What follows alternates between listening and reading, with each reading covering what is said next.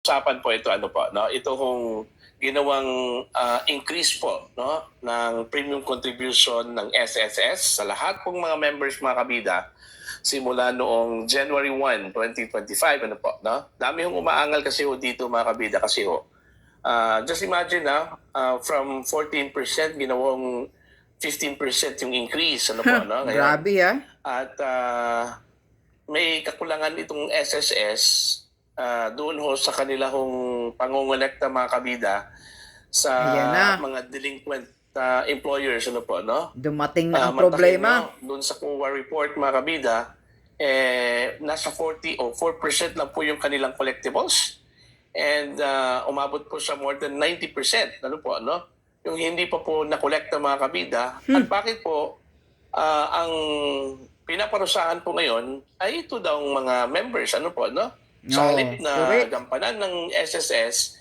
yung kanilang trabaho po mga kabida, nakolektahin po itong mga uncollected premiums o premium contributions no mula sa mga employers ano po. Pakinggan muna natin ito hong press conference no. Kasama po ang SSS at ito po ay naitanong po sa kanila mga kabida ng mga kagawad po ng media. Narito po. Are we implementing an increase when the COA has flagged the SSS collection, underscoring that in 2023, the SSS only collected less than 5% of its over 90 billion in collectibles? Yeah, I think you're referring to, and thank you for that question. I think you're referring to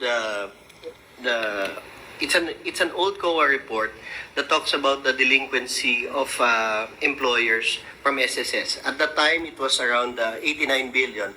But based after reconciliation, as of October 2024, that number has gone down to around 46 billion. And we are constantly working on trying to assess ano bang sources nitong discrepancy na to. Sir, it's based on a June 2024 document, and it's not just the delinquency of SSS employees but also members. Let me read a portion of the document, if you may. Sure. It says that the inefficiency in collecting premium contributions from delinquent employers with only 4.581 billion collected, that's merely 4.89% of the established collectibles. Is it not, doesn't it seem unfair for members to have SSS collect more considering that over 90% remains uncollected? I think it's not a fair statement also because the total collection of SSS for 2024 is around 390 billion. And you know what you're referring to is while it probably released in June, the basis of information was sometime in I think 2022. So I'm open to have a further discussion on the matter to clarify, but hindi nag-i-increase kami pero hindi kami nagko-kolekta ng mga contribution. Alam naman ho natin na ang SSS ay tinamaan nung pandemic. Madaming manggagawa hindi nakapag-contribute. Madaming mga businesses ang nagsara. And actually, continuous nga ho ang aming communication dito sa ating mga employers na nahihirapan dahil meron silang delinquency. We have a condonation program and I'll take this opportunity na may condonation program po tayo during the time of pandemic. Kung meron pa po kayong hindi nababayaran sa SSS, pumunta lang po kayo sa mga branch namin or sa aming head office para ho maupuan natin at maiplano natin kung paano nyo masasettle itong delinquency. Tuloy-tuloy ho ang aming, hindi lang ho sa ating mga membro, but sa ating mga employers na aming partners. They are our main stakeholders. And as I mentioned, 75% of our collection comes from the employed sector. Sir, follow up. What is the current or updated delinquency rate of SSS? Delinquency in relation to loans? Collection, sir. Collection on premium contributions? Yes, sir. I I have to get back to you on the exact number, but what I know is that we are growing at 30% year on year. We are fortunate enough that our population is still growing and we're still in a pyramid structure. That alam niyo naman we are a pension fund, so the people that contributes today, ang magbe-benefit niyan are the ones that contributed 20 years ago. Yung delinquency kasi it's by law that you have to pay HSS contribution if you're employed. And that's 75% of our membership base.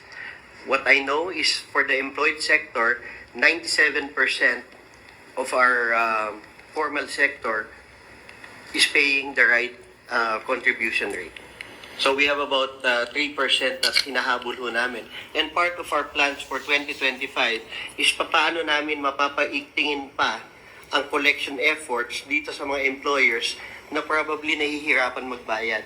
Habulin nyo. Dahil meron silang arrears noong time ng pandemic. Dapat mayroon kayong Ayan po, mga collection kapitbahay, malinaw officer. Yung pahayag po ng SSS na meron po silang delinquency, ano po, no? Doon ho sa kanilang pangungulekta doon sa mga delinquent employers, ano po, no? Yun nga eh. Now, tama yung question mula sa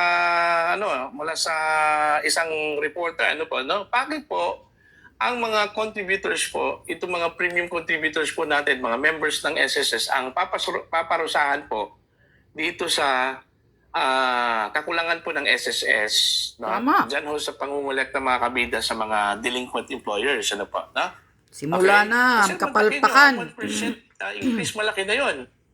Tapos meron pa palang 46 billion pesos collectibles po mga kabida. Napakalaki pa yan, ano po? No? 46 bakit billion po, collectible. hindi kaagad na kolekta yan. Since 2021 o 2020 pa yung hindi ho nakukolekta, no po? Dahil ho daw sa pandemic. No? Ginagamit pa yung rason po yung pandemic mga kabida.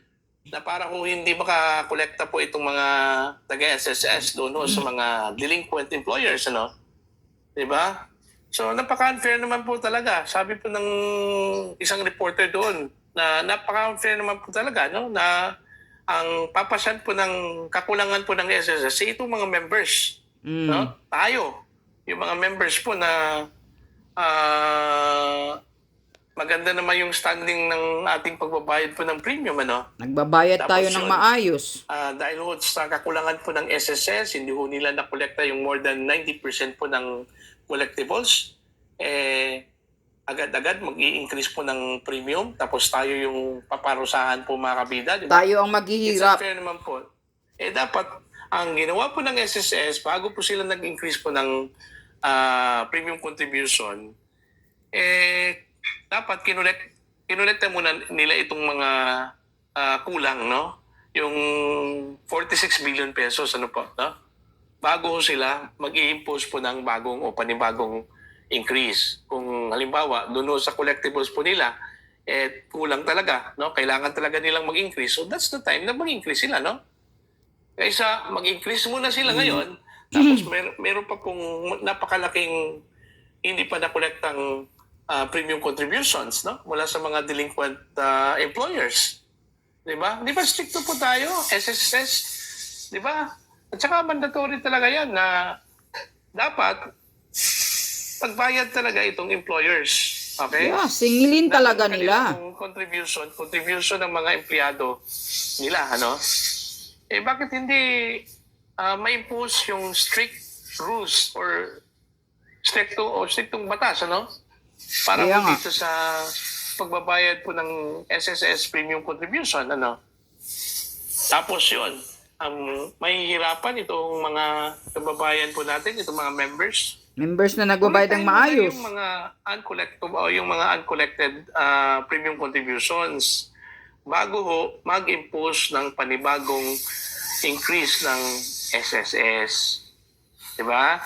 Para pag i-settle yun, tapos kulang pa rin, diba? That's the time na umpisahan po natin itong increase po ng premium contribution po. Kasi maintindihan niya ng tao eh.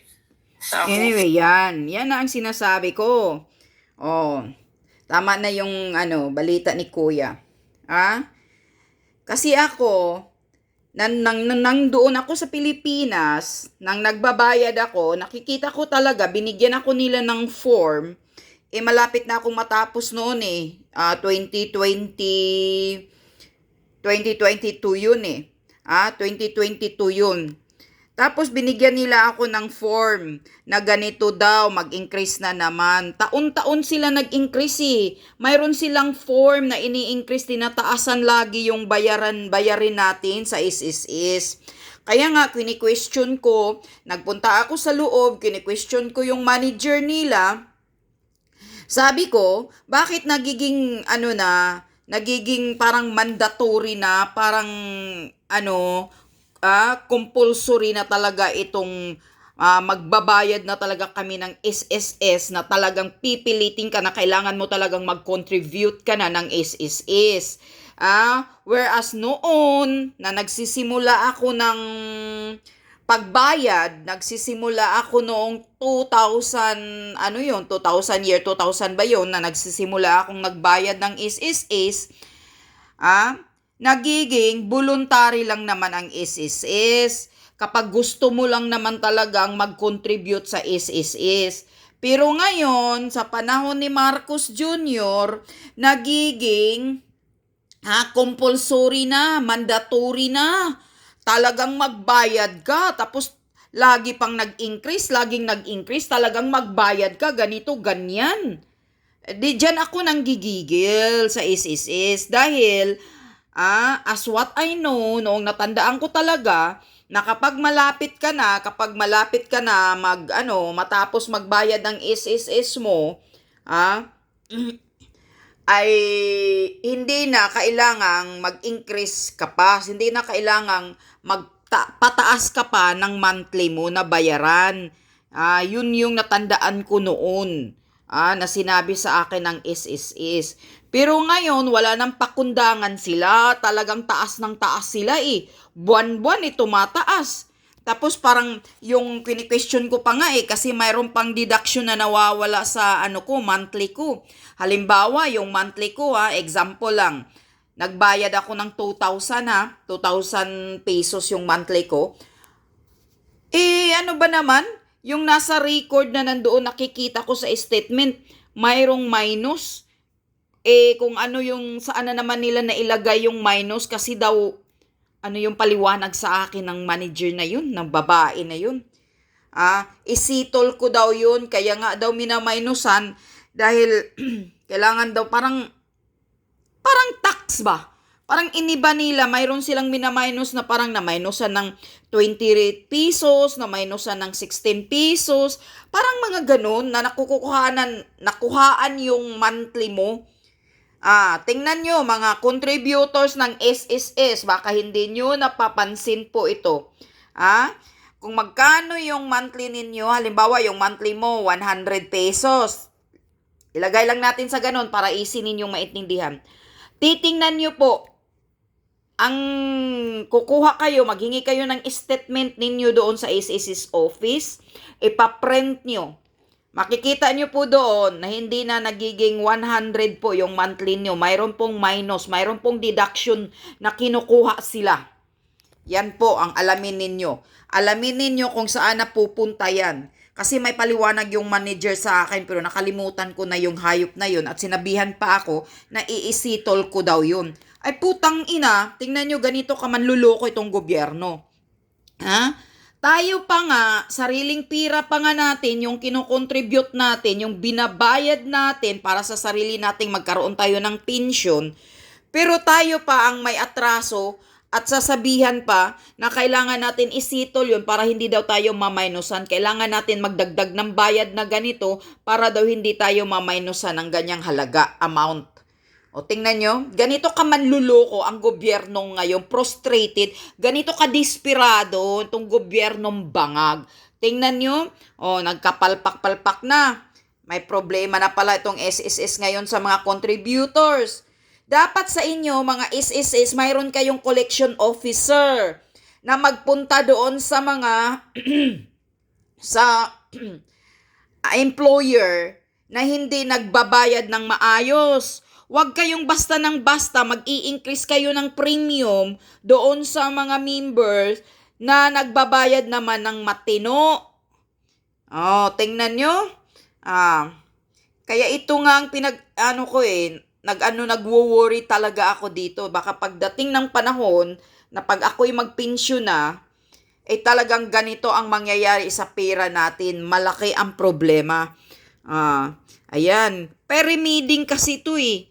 Pyramid style kasi itong is eh.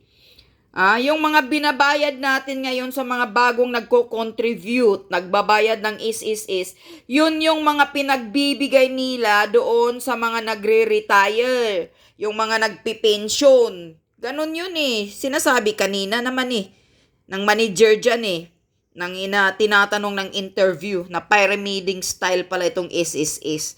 Yung mga binabayad natin, yun ang mga binibigay na mga pension sa mga datihan pa nung mga 20 years ago. Grabe nasaan na pala yung interest?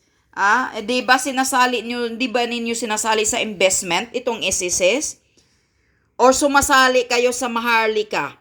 SSS, nagpundo ba kayo sa Maharlika funds ni Marcos Jr.? Kaya ganito problematic ang SSS ninyo? Nako, nakakatakot talaga tong SSS na to, ha? Ayusin nyo lang. Kasi ako, nagbabayad ng maayos at napakalaki maximum pa naman yung monthly ko. Tapos na ako ng bayad ko, hintayin ko na lang na magka-60 ako na magpensyon ako. Baka pagdating ko ng panahon na magpensyon ako, kung ano-ano na naman yung mga pinagsasabi ninyo, ay nako, malilintikan talaga kayo sa akin. Talagang gigil na ako sa palagi ninyong pag-increase ninyo ng monthly na bayaran. Ginagawa ninyong mandatory itong is. Whereas noon na nagsisimula ako, voluntary lang naman tong is sana.